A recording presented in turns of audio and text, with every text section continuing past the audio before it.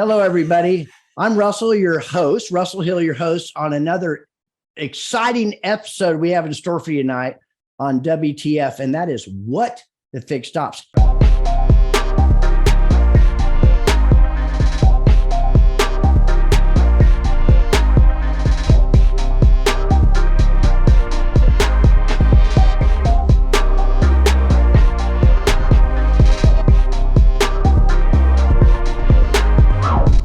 However, we don't even get started without our very, very, very renowned co-host, and that is Charity Dunning. I am the co-host here at WTF, and I'd like to introduce you to our guest today, Joshua Taylor. You're the founder of WrenchTurners.Online. Yes, ma'am. Now, good. Well, tell us, Joshua, a little bit about what WrenchTurner.Online is and what you do. So the idea behind WrenchTurners.Online is it's a community business. So ideally, my entire philosophy in this business is to help mechanics be happier, healthier, and more productive in their day-to-day. So any products, any services that I provide, or hopefully long-term that we provide, is to improve the life and well-being of mechanics everywhere. So whether it's planes, trains, automobiles, functionally right now it's automobiles primarily, but if you turn a wrench, we're here to help. And it's not from a technical standpoint. There's lots of products and services out there dealing with the improvement of specifically productivity or technical training, but there is little to no soft training out there. We need our folks to be happy at work. We need our folks to be healthy at work. And there is a devoid in that nature, and I'm hoping that I can do the best I can to provide it. That's great. Let me ask you, where does it actually come from? And I cut it up and I interact with you on a weekly basis, sometimes maybe even a couple of times a week, whether it be the Quantum 5 and the Mastermind or Service Drive Live with Joe and Eric and all of us. And of course, I actually met you in person. You're just a phenomenal guy. We can't possibly cover everything, but tell us a little bit about your journey. How did you end up right where you're at now? And I know you really have a passion for taking care of your people and engaging with your people and understanding their whys and what makes them tick. Where did that come from, Joshua?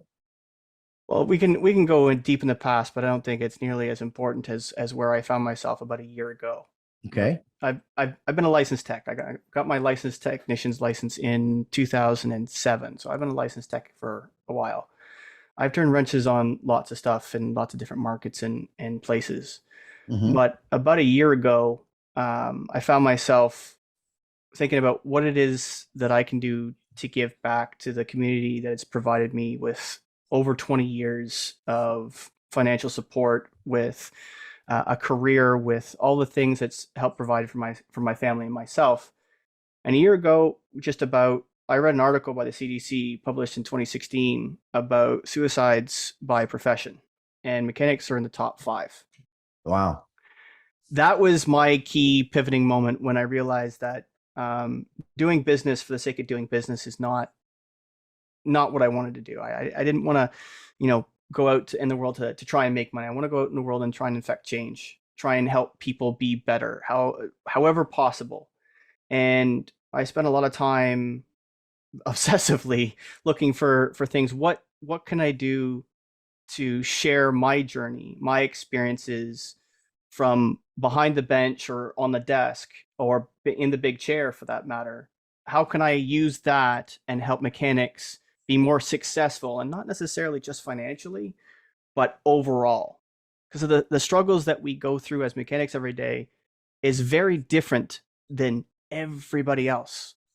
We are expected to produce a massive amount of work, both from internally from our own pressure and our own well-being and our families, but from outside in, from customers, from leaders in those businesses.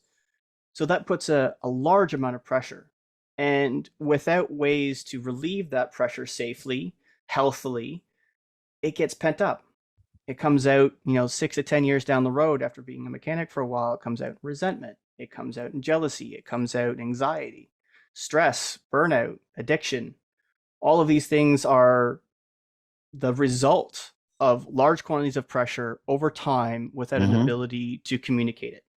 So that's kind of where we're at. I'm curious, Joshua, there's a lot of high pressure industries and jobs. Why do you think it's that suicide rates are so high in automotive?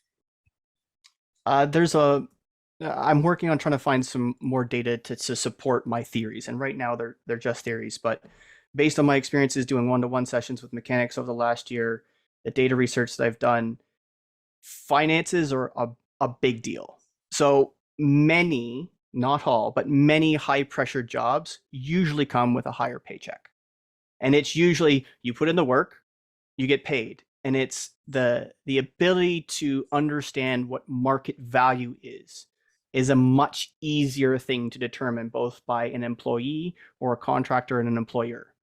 In the mechanic world, it's not, even though we have almost 1 million mechanics in Canada and the US combined, it's more subjective than you would think.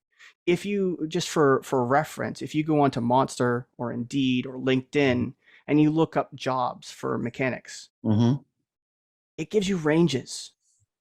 It doesn't give you detailed information, which is why I came up with the Wrench Turners Wellness Survey. But more specifically, if you look up, for example, say you've been a salesperson for 10 years.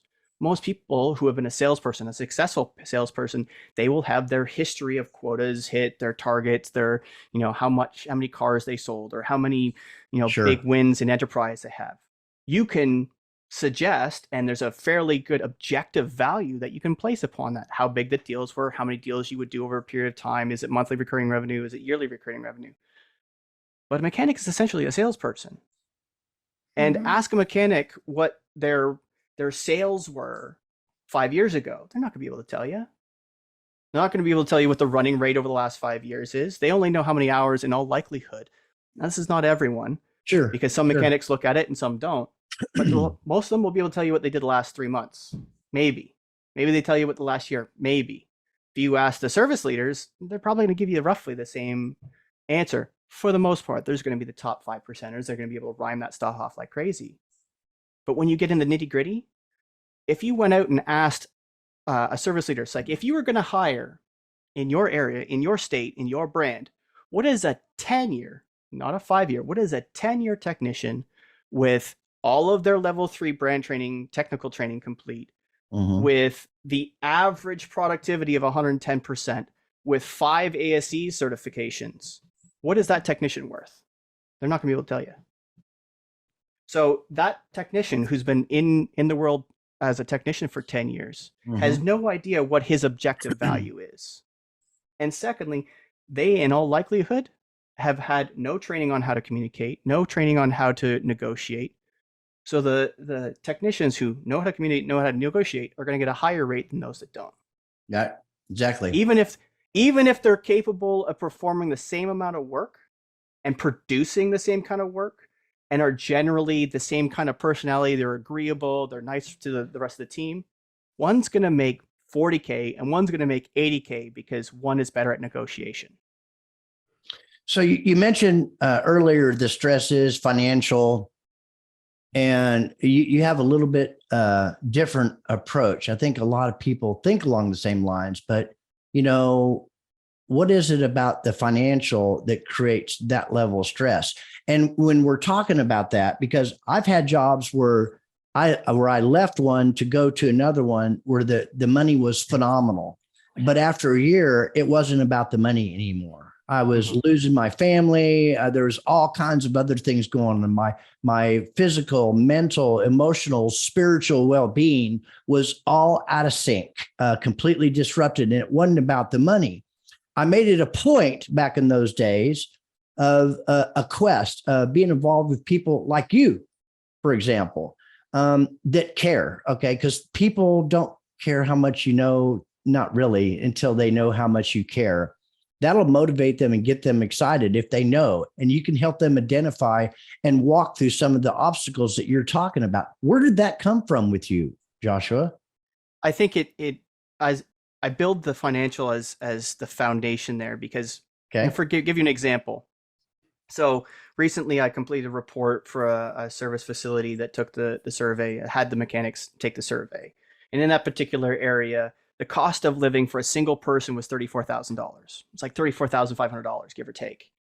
And the shop's average income, now take this as a grain of salt because Sure. you're going to have highs and lows, but the average income was $30,000. Now you're in Canada, right? This is a US store. Okay, this is US. Wow. Yeah. We are passionate about helping consumers find a great, trusted place to get their car fixed. We have 4 million uniques who come to our website each month for car repair information, and we help them find our REPAIRPAL certified locations. We also have amazing partners like USAA that offer our REPAIRPAL certified network to their customers and members. So how are we going to help dealers? Well, dealers sell 100% of the cars, but over time, after the warranty expires, the repairs go up and the revenue potential goes up, but people keep leaving the dealer over time after the warranty. By years 10 or 12, only about 20% of people are still servicing at the dealer. Why is that? There's one dominant reason, and that is price perception. And being REPAIRPAL certified helps you overcome the primary price perception problem. So come let us show you how REPAIRPAL can help you too. I thought it was a hell of a lot harder than that. Think about that for a second. The average technician in that particular shop was making $30,000. Now, I can separate that out based on the survey results, and I can break that down. And the majority of those folks are 10 years or less in the trade, so that there is there's an understanding there. I digress. Where if $34,000 is the cost of living, and anybody in the 10-year range and less is making less than that, there is some kind of corroboration between experience and training and certifications that go hand in hand with Certainly. that. But if half the shop is making less than the cost of living in the area they're living, it means that even if and I did an analysis then again based on their wage per hour, and if they happen to be 100% productive, half of those that were still under were making the cost of living. So you have let's say now I don't know, I'm not going to say how many techs were in that particular shop, but let's say there's 20 techs in the shop and 10 aren't making the cost of living. Even if they're 100% productive on their day, it means they're basically showing up to work and going, why bother? Well, that's a problem. So that is your first step. Why bother go to work if I can't even pay my bills at the end of the month, even if I'm perfect, 100% perfect? Now, we have different definitions of perfect or high efficiency and so on, and we can Joe Chambers will come after me for that statement, but He will. If you can't go to work and work 8 hours a day and work hard and come home and pay your bills, forget about everything else, the quality of life. If you can't pay the bills, what kind of tone does that set for you emotionally, spiritually, and everything else like that? It's tremendous. There's no doubt about it. Now, can they develop coping mechanisms and skills for that? Yeah, but 100%. So that's some of the stuff that I hear you saying, unless I'm off base, that you're kind of doing. Engaging with them. Exactly. So I didn't know it was what you were saying, because I know technicians that make a whole lot more than that. But that must be the top 5 or 10%. You're talking about the medium average, right? Yeah, we're the 5% is thus far based on the survey results a fairly accurate number, but the curve is not what you expect. You expect some kind of a linear graph from the bottom to the top. It's not. It's exponential. And I'll give you another statistical example using the survey results. So on the survey results, I have what's called the life satisfaction score. Okay. Called every what? technician life satisfaction score. Okay. So the technician will do the survey and it's anonymized. So, even if you got 20 techs in the shop, they do it. Nobody gives any personal information that identifies them specifically. Yes, they will say some intimate information on there, but it doesn't identify them specifically. And at the end of it, the service leader doesn't get any of that specific data. They only get the report that I generated. So nobody gets that specific information for privacy's sake. Sure. But when I break it down using the life satisfaction score, so they rate a series of questions out of 7. And at the end of it, it gives a number. So, and to simplify it, 5 is the lowest score they can have. They are very dissatisfied with life. 20 is neutral. 35 is they are extremely satisfied with their life. When you lay over income and their life satisfaction score, things get very interesting. So if they score based on the initial group that I've done, if they score a 19 or less, so they're dissatisfied or worse, the average income is $34,500. If their life satisfaction score on the survey is 20 or higher, so neutral or extremely satisfied, their income average is $48,000. The difference of $14,000 difference. Makes a huge difference, doesn't it? Makes sense. And there's one more step. I've excluded anybody that makes $80,000 or more. Wow. The technicians who make $80,000 or more, their average income is $106,000. And their average life satisfaction score is 26, so very satisfied. Yeah, it's certainly a direct correlation. Absolutely. So you have a jump from basically 35K to 48K to 106,000. That's huge. Based on effectively of quality of life. Is it much different from Canada to the States? Thus far, operational, no. Is there operational differences, or is it pretty much the same? Pretty much the same. And then the thing to take into account, because my data set is still small, I can't separate by state.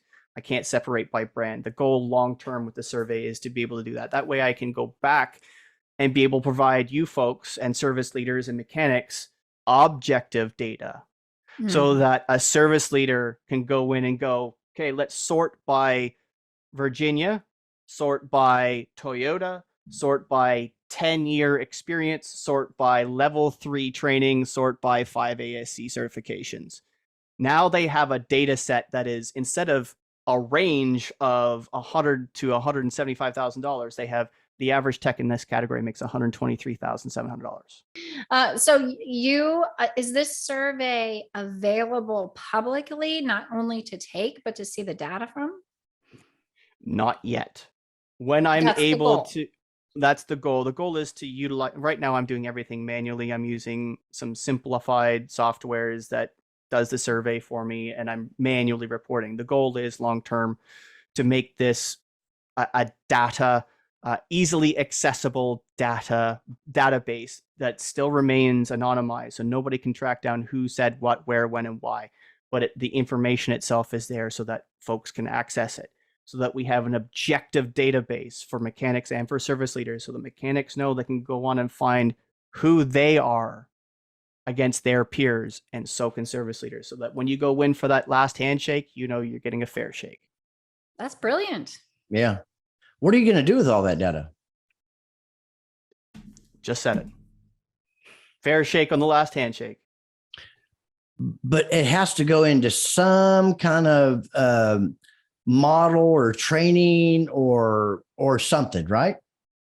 Yeah. So that's the, sorry, my apologies. Now I understand the question. Okay. So the center part of the survey is kind of what's really important to me from an environment standpoint. So I call it the Shop Life 20. It's 20 questions that as a basic overview of what shop life is like for those mechanics. So I'll give you an example. Are the work orders written perfectly 80% of the time? And they grade it from 0 to 3. So I have 20 questions similar to that in different kind of categories about the shop. And because we have 20 people responding to the survey in that shop, I order them based on priority, meaning if they get a super low score, they go to the top of the list. If they get a super high score, they go to the bottom of the list. I give that list in order to the service leader to be able to go, hey, these are the priorities that the techs are telling you. You've just had a shop meeting without having a shop meeting, which means a couple of things. You have the priorities that they want to take care of, that they need to be taken care of, so that they can do better at work, so they can be happier at work. 2, by you fixing those things, you have built trust because you're listening to them. Many techs, in almost every single one of my one-on-one sessions with technicians, they feel like they're not being listened to. They're not being listened to in the service drive. They're not being listened to by leadership. This is a way for them to anonymously share their insight without fear of reciprocity. I am not going to get fired because of this input. I got that. So I certainly, and that's great. How are you, I've heard some things over the last few months. How are you turning that around? Tell us about the one-on-ones. Okay. I don't think people do that. Even as a salesperson, when I was running stores, I would go back and interact with the advisors and the technicians and stuff like that. But I don't think a lot of people actually do that, because I think people, and you've probably heard me say this, Charity certainly has, but almost, Joshua, almost as much as breathing air. People want to know they count, they matter, they make a difference, they're part of something bigger, and that is really important, really important. How do you handle that kind of stuff? So there's a couple of things, and I'll give you an example. This gentleman that we had a one-on-one with about 4 weeks ago, he was struggling to make money. And we were spitballing about, how you do this, and do you have processes for this, and can we truncate some of the time on, some of these jobs, and how's your communication, and going all around. It's like, and one of my favorite questions is like, what do you like doing? What do you like doing? And be specific about it. What do you like doing? And this gentleman's answer was, I like doing engines. Okay, be more specific than that. What do you like about doing engines? It's like, I like doing really big jobs that I'll do a job a day, maybe a job every 2 days. I can put my headphones on, put the noise cancels on, and I just tuck into it and work. I enjoy working on the top ends more than I like working on bottom ends. So if I can do heads on the product in this brand every day, all day, I would. And you got specifics there, didn't you? You got specific. I like doing cylinder head repairs or replacements on this brand, and I would do them all day, every day. It's like, okay, do you make money doing that? It's like, can you do them at book time, even under warranty? So I can get pretty close to warranty time, but I definitely make money on CP. It's like, have you told your foreman that? Have you told your leader that? Why don't we have that conversation with them tomorrow? When you go in tomorrow morning and you say, hi, how you doing? Bring him a coffee, whatever the case may be, whatever it is he drinks, bring him in the first thing in the morning and have 5 minutes. It's like, I'd like to make some more money and I'd like to be happier at work. Can I do all the cylinder heads? 3 weeks later, so this is last week or so, he made 100% on his paycheck for the first time in 2 years. Boom. Nice. So do you work more, would you say you work more with advisors or more with the leadership, like the service managers or fixed ops directors? Right now, neither. I'm 100% focused on improving the tech's lives. So everything that I'm focused on doing is to help techs. However, the indirect relationship is, if I can help one in your shop, the service leader is going to win. If I can help the entire shop, the service leader is going to win and the shop's going to win. So if I can help one tech and they start talking and they all take benefit from that, everybody's going to gain little bits. And like I've said on SDL, Russell, you've heard me say, it's not the big things that make changes. It's the 100 of little changes. It is. So if you've got 20 techs and I help them be 0.1 better every single day, that's 2 hours a day. Every single day. Adds up a lot. It adds up very, very, very quickly over a period of time. We find processes and so forth. Yeah, I think a lot of what you're talking about is extremely important. And sometimes it's particularly the older people get, it's a little harder to get closer to the things that are really important to them, that are keeping them from achieving certain things in their life, or even sharing what they are. And so obviously they know that you genuinely care when you start working with somebody, and then I'm sure they talk out in the shop and they know that it's genuine and it's real and it's not just hyperbole. That has to make a huge difference. And I think it does. And I've gotten some responses back, and I talked to somebody this morning about this very thing. It's like, the things that make me feel amazing are the responses back. It's like, thank you for doing what you do. just listening to your desire to care what we do has made my last 3 weeks better. That's scary and amazing at the same time. It's scary that my one voice is all that's needed for this one person to have a better day, because it tells me that they don't have any of that in their life outside of me. That's scary. That tells me I need to push. Now, hold on a sec. I got this freaking itch on my nose I just can't get rid of, and that needs to be edited out, of course. So, anytime anyone tells me to edit something out, I never do it. Oh, thank you very much. Appreciate that. Okay, so you open that up. They're inspired, motivated, but somewhere I have found people need to be able to do that on their own at some point in time. You need to lead them to a particular place where they can draw upon that. I don't care. And you've heard me say this, or maybe not. There's only 3 things that are going to determine a difference tomorrow. Are you going to keep getting the same result, which is the definition of insanity, right? Keep doing the same things. What you read, who you listen to, and who you associate with. If you're not inputting new information, you're going to keep getting the same garbage out, because we're a sum total, right, of everything we've ever seen, heard, and read and done up until this moment, Joshua.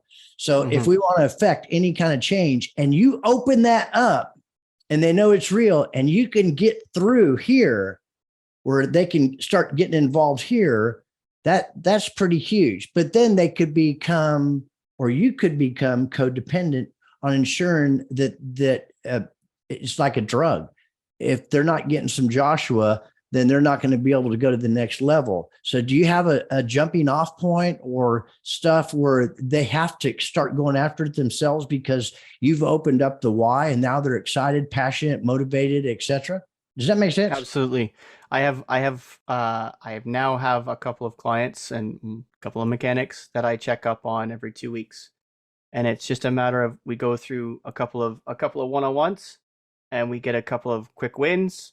We get a couple of answers. It's like, okay, the idea is that you understand that I go through, 4 or 5 questions that I come down to, okay, what are the things that make you happy at work? What are the things that make you happy at home? What are the things that make you happy in life? I love it. Let's focus on those first 3 areas. Let's find one win in each of those 3 areas, and I'll keep checking up on you. And when you realize that you keep looking for quick wins, what can I do in 5 minutes or less that'll help me today, tomorrow, and forever? And the idea is, once I can do that, they can realize that they need to be looking for that. Now that's how you make your mark, baby. I'm telling you, that's how you make a mark on humanity, by giving like that. And that is so, I'm totally on board with all that. My question is, how do you take care of you? How do you keep your batteries charged, Joshua? Quite honestly, this purpose has given me far more energy than I could possibly imagine. And I read something this morning, and then it led me to a conversation that I had. And then we had SDL this morning. And then I had a meeting with a gentleman that was extraordinarily inspiring. And this is his tagline. Purpose becomes passion when it gets personal. That combined with something that I created after having SDL this morning is the velocity of gratitude. Wow. So speed doesn't kill. It's a sudden stop at the end. But speed without mass is nothing. It's just air. It's just hot air. Velocity is speed with mass. Mass is gratitude. So velocity, a gratitude, moving, purpose, becoming passion when it gets personal. That's where I am today. I am there 100%. This tells me a lot, I think, about you. I'm gonna open this up. This is not just about, what you're talking about is amazing, because we like to cut it up, Charity, and like to cover a lot of different topics. I've had some real defining moments in my life. Something, either you were like that or something happened. It must have been longer than a year ago. If you're willing to go down a little bit and talk about it, that's fine. If you're not, that's cool too. We'll keep moving. But something where this became so important to you had to be really close and personal, where somebody came into your life, whether it be a spiritual advisor, mentor, life coach, or something like that, where you're going, shit. There's got to be a different way. This is not working. And whatever that was for you, obviously you understand it made such a huge impact. Now you're paying it forward by caring about people in such a way where they can turn that around, particularly when you talk about the suicide thing. Am I stretching? No. So what happened roughly a year ago was, I would say, just trying to gather this up into It's okay. Take some your time. kind of so a couple of things that kind of all caught into one. So I read that article like I discussed, and then a whole lot of stuff came rushing in at once. It was flow state for me, I would suggest. So when I was a young man and I first started as an apprentice at a CDJR store, I tell the story regularly. There was 5 apprentices. About a year after I was there, we became 4 apprentices, and I didn't know how much that moment affected me. And that moment was coming into work on a Monday morning to have my boss tell me that one of my very bestest friends at the time that I knew very little about, a young man who had the world by the short and curlies, who could have anything that he wanted from anyone that he wanted because he was good looking, charming, intelligent, witty, fearless, had hung himself. Mm. I'm so sorry to hear And that. Yeah. I didn't know, like it hit me really hard then. It hit me really hard then. But I crawled through the rest of that day. Everybody in the shop did. Like we all worked. Like the 5 of us were tight. Mm-hmm. The whole shop was tight. Even my shop foreman, who I've talked about, we were tight. We finished the day. That is item 1 that you need to think about. Why I'm doing what I'm doing. Mechanics, for the most part, doesn't matter what happens. We still finish the day. 2, my grandfather, the defining person in my life, passed when about 23, so it's 15, just about 15 years ago now. We did everything together. Like my parents divorced when I was 2, so I was raised by him. He was a police chief. He was in public service for his entire life. When he retired, and he needed to retire because he had a heart attack at a police chief conference and had a triple bypass, he retired and got bored and went back into public service as a counselor for the local town. So he spent his entire life in public service giving back to his community.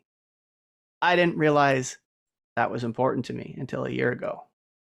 And I realized that the person who helped build me spent his entire life doing well for others, Sure. fixing things, because my great grandfather owned a dealership from 1938 till 1983. the month before I was born, they closed the dealership, ironically. All the brothers in that family were mechanics to some degree. So I realized that a year ago I need to be giving back to my community. And realizing that I spent the last 20 years in a community that have provided so much for me, that's the community that I need to provide back to. Wow, that's That's heavy. good. You have so much loss that you're turning into strength. That's how I perceive your mission. I don't think I thought of it that way until just now, but putting those things together a year ago lit a it's like Michael Barrich puts into context on a regular basis, like just winning is important, but without purpose, it's meaningless. Yeah. So my winning drives me every day because it's my purpose. Well, you're not talking about just winning financially. You're talking about winning on many different levels: mental, physical, spiritual, emotional, all the above, because that's a direct reflection of what's going on at home, or what's going on at home is a direct reflection of what's going on at work, right? Et cetera. Mm-hmm. So when that happened a year ago, obviously you alluded to that twice. So obviously a defining moment. So it must not been like that previous to that. you were just living life, doing what you had to do, etc. You were one of those statisticals. Mm-hmm. 2018, January 2018, I took out I purchased the domain justworkhard.com. Because that's a family mantra. My father, my grandfather, so much so that I got it tattooed, work hard tattooed on me. It's my entire life from those two men. It's everything is solved by hard work. Everything is solved by hard work. Meaning, you're not making enough money, work harder. You're having trouble at home, work harder. Everything is solved by working harder, no matter what principle it is. And in 2018, I kind of lost sight of that in I would suggest lying to myself that, I'm going to open a consulting business. I've been in the business for, nearly 20 years at the time. Now I'm going to get close to 25. I was like a teenager again. I knew everything, right? I knew how to fix all the, I knew absolutely everything, and I was going to make all this money and so on and so forth. And I was still in that money chasing, title chasing, chair chasing thought process. And I was humbled very quickly about a year and a half or so later, because at the time I was working as a GM of a collision center, and I was making the best money I've ever made. I was finally in the GM's chair. I was leading a team of people. We were changing processes, making more money. We had, when I started there, we were in a small store. The owner had already purchased or signed a lease agreement and got out a loan to build a new business. So we're going to go for, talking really fast, we were going from 4,800 square feet to 12,000 square feet as a collision center. Let's jump. And we were going from having to push everywhere to the new Simatech process, where the refinish side of the business was all on rails. So you roll the truck or the car back onto basically rails, and you slide it through each step of the refinish process right into the booth and right out of the booth. So we went from like 1.2 cars a day to like 2.8 cars a day in 90 days without any, like, the guys had basic training, but the same number in the crew and a bigger building, and we more than doubled the throughput. Yeah, I don't think that's amazing. I don't think most people know this. I don't think I've ever even really shared it, but I got started working in a body shop after I got out of the military. Yeah, I went to school, took special auto body, special effects, and brush painting, and went to work on the job training in a body shop. Quickly realized that wasn't where I really wanted to be. So I got into sales shortly thereafter. But you said something earlier about working hard. I heard something. I just want to throw it out there and get your thoughts on it, at charities too, whatever. But I was working hard. I'm a hard worker. I'm a really hard worker. All of us are hard workers. And sometimes though, it's like, it's just not happening. I work hard, or I work harder. It just doesn't happen. And I realize there's something missing in just working hard. It's not for me. This is just my experience. It's not just working harder or hard, or maybe I need to work harder. If something's not working, I've realized what is missing is I'm not executing. If I'm working hard and I'm not getting where I think I need to get, I've been able to backpedal and realize that I'm not executing. I'm not firing at some levels because I keep getting the same thing. And so I work harder. And so working hard with a level of execution, I think has helped me continue to go to the next level.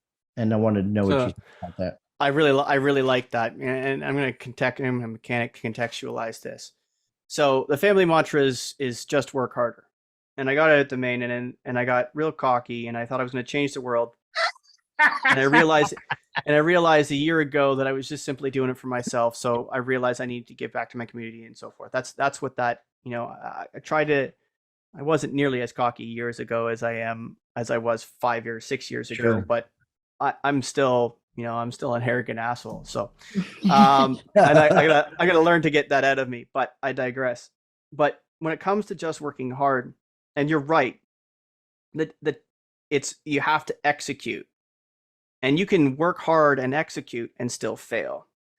True. The challenge is for many mechanics is that they think they're working hard. And it's a tough nut to swallow when you have to have, when someone in front of you is telling you that you're still not doing enough, Mm-hmm. Yeah. it's a real hard nut to swallow. Because what you're talking about isn't necessarily that working hard isn't working. It's you're not working hard on the right thing. And that's where the working smart comes in. That's right. And that's where the second tattoo comes in into focus. I love it. Focus. So understanding that, yes, working hard fixes everything, but you have to realize you have to be working hard on the right thing. That's right. And if you work hard enough in a diversity of things, you start to taste, okay, if I try it this way, it doesn't work. If I try it this way, it doesn't work. If I try it this way, it kind of works. If I try it this way, but I make it a change, it starts to work better. And you focus on not just working hard, but you focus on what did the effort get me to? Mm-hmm. You have to be looking at not just that you're working hard, but you have to be That's right. keeping your eyes focused on, is this the result I want? No. Change the course of action. Work hard on this different pathway to try and get me to the answer that I want to get to. Or conversely, like some folks, some very experienced folks have taught me, work backwards from the problem. There you go. Right? In this circumstance, I'm trying to help technicians. How do I help technicians? Well, they want to make more money. They want to be happier at work. Okay, how do I do that? Well, what can I help with that gets them happier? Well, understanding what they complain about. Well, I know a lot about what mechanics complain about because I complain about them. Yeah, but But I have to sometimes isn't know- that really a smokescreen though? 100%. So this is where trying to objectively ask questions and get a general idea of what the shop wants. When you get a hive mind together to try and come up with problem solving, because some of the questions on the survey are not specific. They're not asking, if I fix the number 4 hoist in the service bay or in the shop floor, is that going to increase traffic activity? That's really, really, really small minutia question, right? That's not going to be helpful to a range of people. No, it's not. But if I ask the questions like, do you trust your service leader? That's a whole And different ball game right there. That's a question that requires a follow-up conversation. If the Yep. answer is that becomes at the top of the list in the survey where everybody gave a low answer, that's a conversation that needs to be had. And then you can talk about what is the things the service leader is doing that causes the team not to trust them. And there's some common thread. So I think that everything that I have in my life today is not just me, because everything comes to me. It's not a people, place, and thing to feed this hole that I have. It's actually the opposite. Everything I need, I already have. And I've reversed it over the last 28 years of my life where I now know that I'm not alone and I can give back. So I kind of liken, as we see the snow caps melting on a mountain and the glistening cascading stream or water coming down the mountain, right? And then it hits bottom and it goes off in different directions. And then you find beavers build a dam and it becomes a cesspool with mosquitoes and moss and all kinds of crap. Well, that's how I think we are. We have we're constant we're this pristine thing, and we cannot keep what we have unless we give it away in some form or fashion that helps somebody else underneath us understand that, or at least give them the opportunity to understand, or to plant that seed and water it. And if it's somebody else that finishes the job later, do you kind of think that too? Mm-hmm. And what's that phrase? The best communities are ones where old men plant trees that they know they will never see the shade of. Boom. Boy, that's powerful right there, buddy. I poked around in your social media a little bit because I've never met you before, and I wanted to kind of prepare and see, what would be good to ask you. And I think, a lot of your feed is really about some of the things we've been talking about in this conversation. But you do mention mindfulness and how that can help your productivity at work. Can you elaborate on that for us? I can. Mindfulness is a habit, and it's very underutilized by mechanics. Let's describe this. Mindfulness isn't hokey pokey, isn't some psychological term for some motivational or inspirational speaker to use to try and sound intelligent. It's real. It's something that you can find everywhere, but you have to find it yourself. You have to be open to any form of communication that's happening around you. You can't, getting upset at the drop of a hat. It is not helpful. No. Being frustrated because something and I'll give you an example.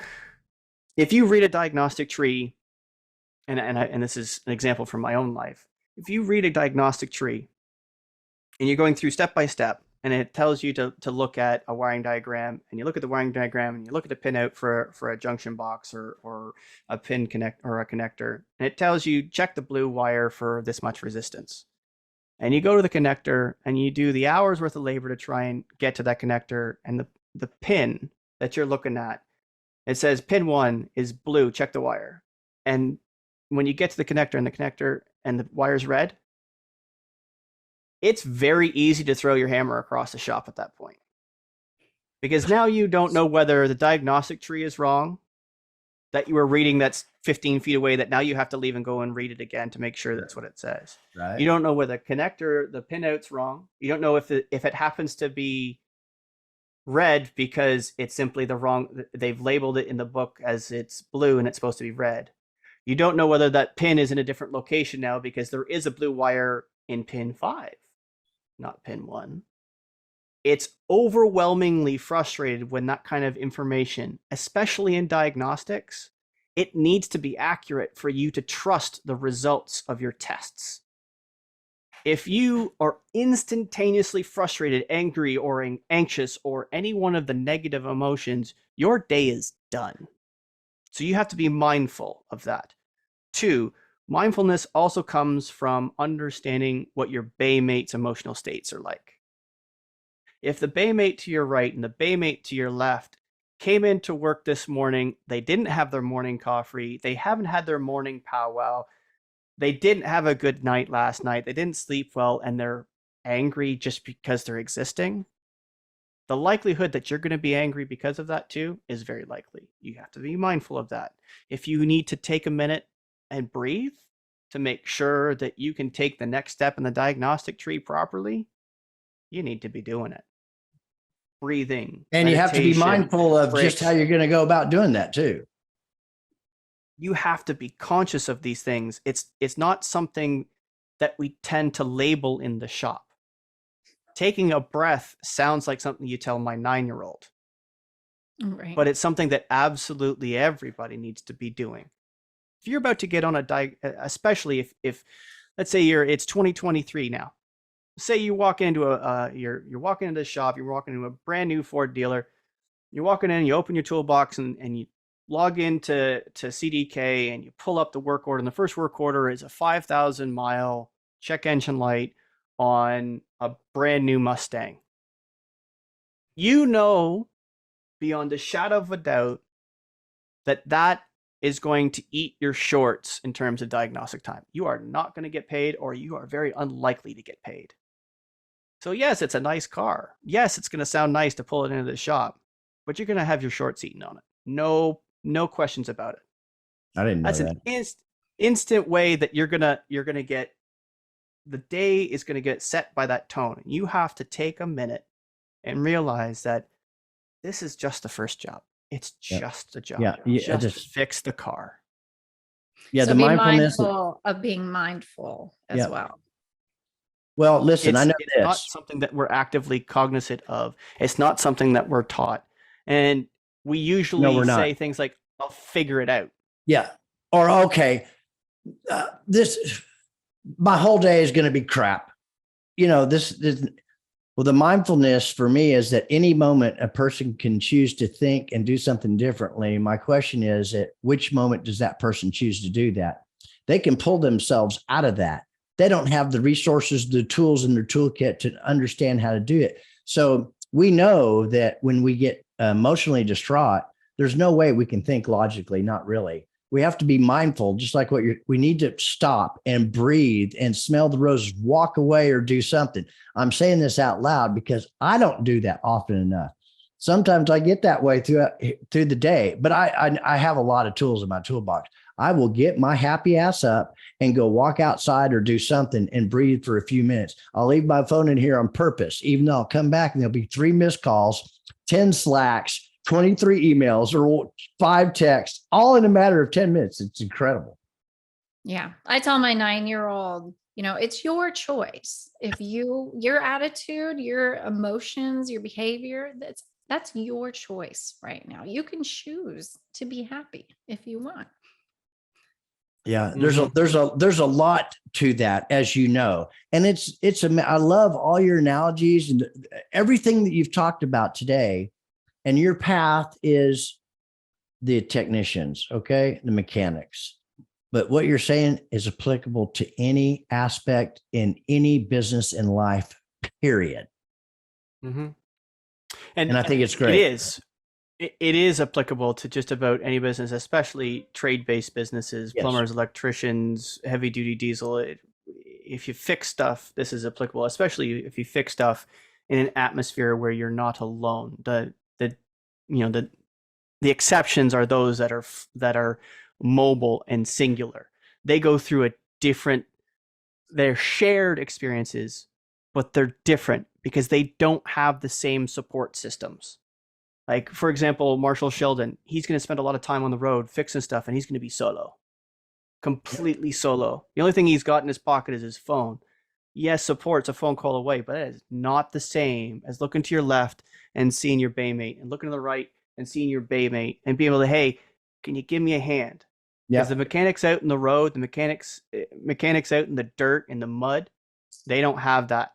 No, They got to figure out not only do they got to figure it out and be mindful, they got to do it solo.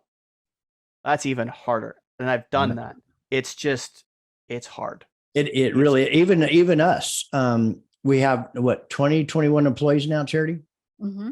And we don't have a brick and mortar. We got people from the East Coast to the West Coast, in between, and even including Hawaii. But we do have a way of communicating, staying in touch. We have a little water cooler thing and interacting, and we're going to have more meetings than we've been having, particularly, employee wide.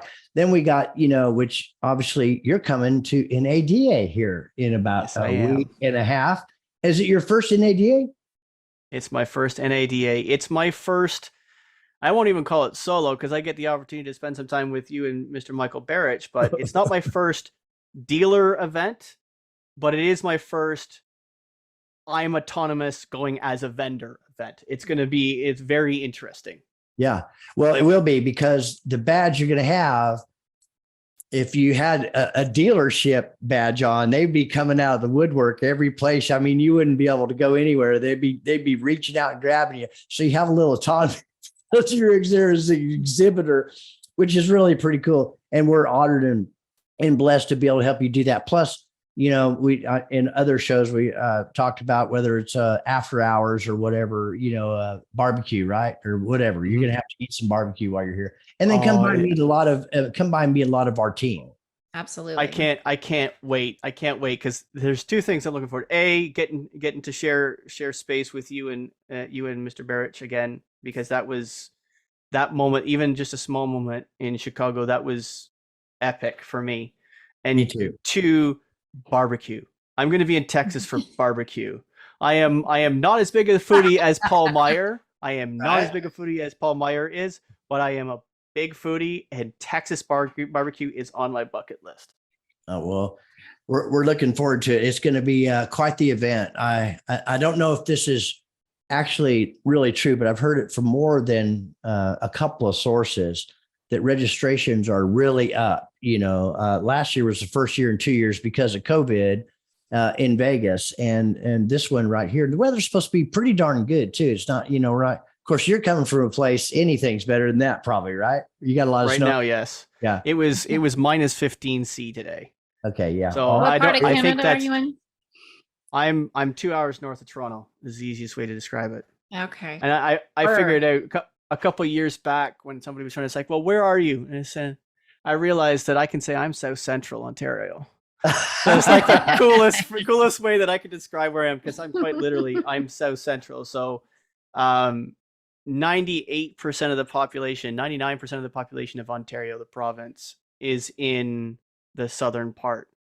And the southern part starts about Muskoka, which is like an hour and change north of me. And it's only about 2.5 to 3 hours to go to full south where you're at Windsor, where you can cross the border to you guys. So I am roughly central, and I am in the southern part of Ontario. So I am South Central Ontario. So I think it was Mastermind with Dave and the guys, and we were talking about Dallas. And I think some statistics out there that Dallas, a lot of people don't know this, is the largest inland city in the United States.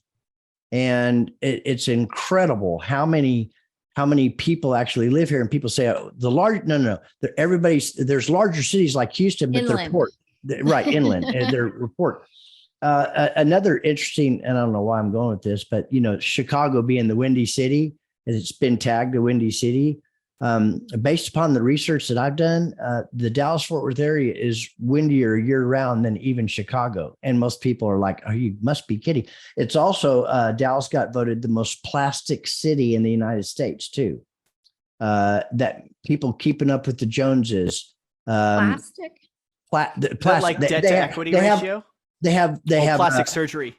Oh, plastic surgery, but they're also plastic in their face. Who they really are and what they project are not the same thing. They don't match. Interesting. They're very fake. A lot of fake people. But it's a high tech forward. I don't know how in the hell I got off on all this. So we do look forward to having you. And Charity, do we have quick fire questions as well? No, I didn't do those, but I will Okay. ask you one more before we ask you for any closing thoughts. Yeah.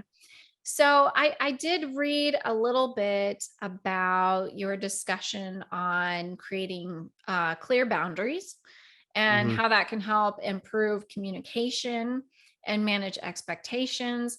And even to the point of putting like a do not disturb sign on the door to be, and I just have to ask you, tell me about that. Explain how that works to us. It's it's very office-y, and being able to convey my experience, because I've had the opportunity to spend a lot of time on the bench, and I'm still working on the bench, but also behind the desk in the service drive and behind the desk in the big chair. There is a time and place for communication, always.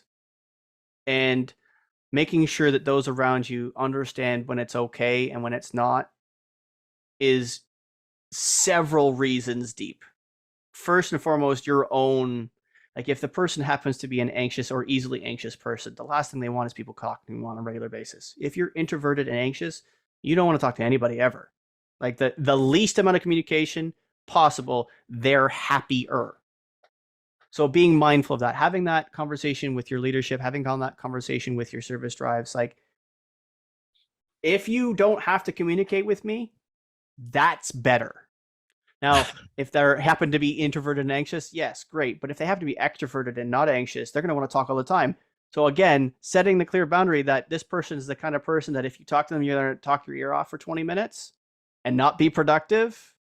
That is also something that you need to be mindfulness and self-reflective. Exactly. Right?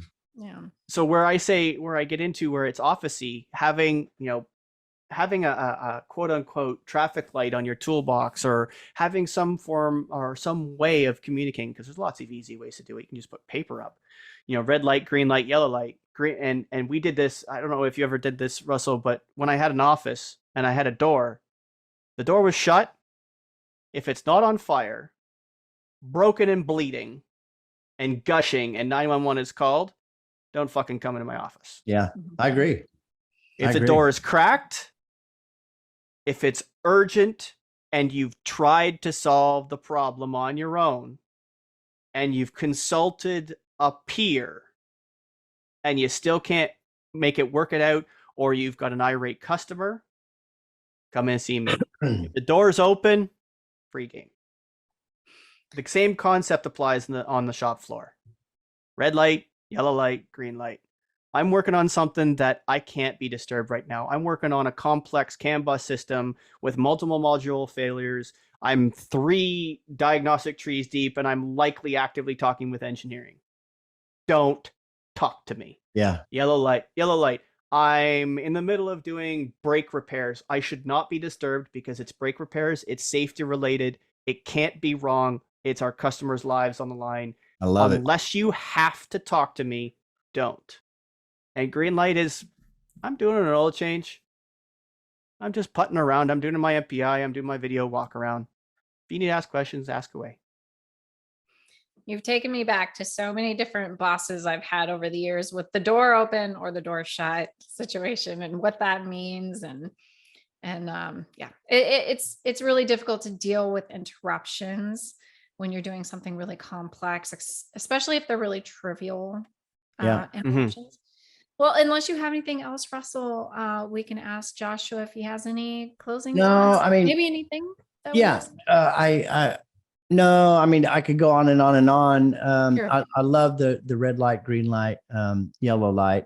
I know that I'm extremely ADHD type A, and people who know me, I mean, there's just certain times that I want to make sure that I hear you. I want to make sure that I understand. And I learned this a long time ago. I use it as much as I possibly can, particularly when, whether it be men or women, but mostly women. So what I heard you say was, or sometimes this, or sometimes that. No, that's not what I said at all. That's so you didn't mean it. No, that's not what I meant at all. So I need to make sure I'm listening to people. And if I got other crap going on around me and that door's closed and they just want to come in and jaw jack, I mean, I can't really listen. Like you said, unless it's some catastrophe type of thing that I have to personally get off. And then people that are always coming saying, well, what do I do? What do I do? What do you think you should do? Let's start with that. Let's try to problem solve. Anyway, Joshua. Agreed. We could talk all day about that, because that's one of the big ones. It's what's that phrase? Being an ask hole. Yeah. Is it there? It's that I don't really want to be responsible for making a decision myself. So I'm going to come and make it appear like I haven't done anything because I want you to make the decision. Exactly. So it happens. Absolutely. So you have the floor. You can say, promote, talk about whatever is on your heart or in your mind, or both. Let the audience know something about you, or how they can get a hold of you, or how they find you to get more involved. Because I think that'll reach a lot of people, Joshua. I appreciate that. First, I want to say thank you for having me on. I appreciate it. I enjoy the conversation. I wish you were able to get out to SDL Charity, but I know it's quite early in the morning for you. Yeah. Yeah. So I understand why not. I got a boundary. Your boundaries, exactly. Yeah. I appreciate your feedback every week, Russell. I truly do. I'd like to ask a question. Actually, I love the fact that you're going to NADA and you're going to be talking about EVs. And somebody asked, I think it was Kaylee Filio, when I had the opportunity to talk with her. She asked me about the future of automotive, and you're talking extensively about EDVs when you go to NADA. What do you see? What is your opinion 5 years from now from the EV side? Well, no spoilers, Russell. Yeah, no real spoilers. But first of all, I'd like to say that it's Cherry and I doing this topic together: electric vehicles in the future of fixed operations. Yeah, because I'm telling you, I could go on and on and on. We just need to do a segment on Charity and her contribution to our company. But yeah, we're going to take everybody on a journey. It's about a 45-minute journey. We're going to be talking about the potential tsunami everybody thinks is taking place, etc. But then we're going to come full circle. So everybody's just going to have to come to hear what's in the middle.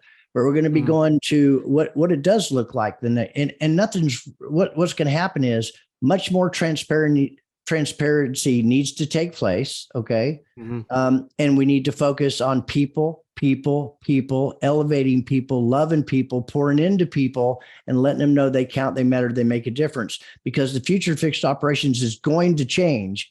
EV plays a part in that, which everybody listen. Fortunately, you're just going to have to come to our session to hear what's in between, but it's going to be a good one, isn't it, Charity? Yeah, we really iron out the data, the current data that we have on EVs and what that looks like, what that Yeah. realistically looks like, and what kind of set the expectation as to the time span that we're looking at, a realistic time span. Neither us or I have any, we don't take a side when it comes to, we're not pro or con, or, we don't have a dog in the fight. So we really Right. just looking at the plain data, putting it into real life and looking and seeing, well, what can we honestly expect and what's important now? Yeah. And what the holdbacks are. Politics are involved in that too. And I don't know how many people talk about politics in a workshop or whatever, but there's going to be some of that in there too, because there's a direct correlation between what's going on now. And it's a moving target. I'll tell you this, Sherry and I had to submit this PowerPoint like 2 months ago, Joshua. And so much has changed in what we would like to say in our topic that we can't now. We can't go in and modify or change any slides because it's 2 months old. That's how fast things are changing. But in the end, go ahead. Oh, 4 months. 4 months ago. Okay. So you mentioned something. And we talk a lot about that. You're talking about doing the MPI walk around, right? In the shop. Okay. Transparency. And I'm going to say this. Okay.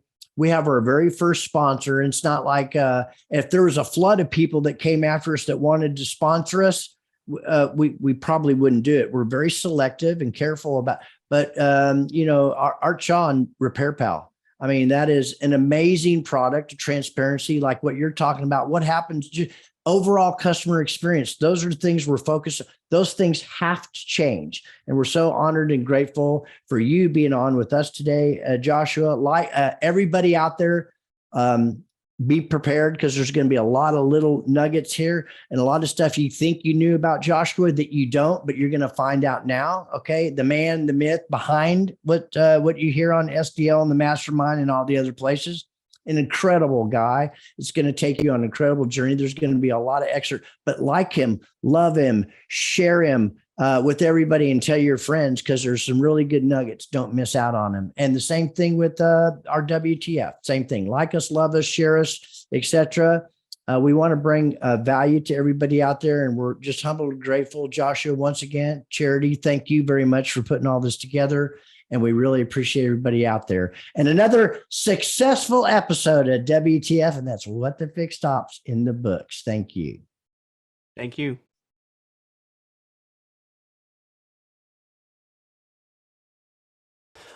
Hey, folks, I'd love it if you took 2 minutes, head over to Spotify and check out the Wrench Turners podcast. It's live on Apple, Spotify, Anchor, Stitcher, and all your major streaming services. A wonderful time. I get to interview one-on-one, similar to the great podcast, What the Fixed Ops podcast with Charity and Russell Hill.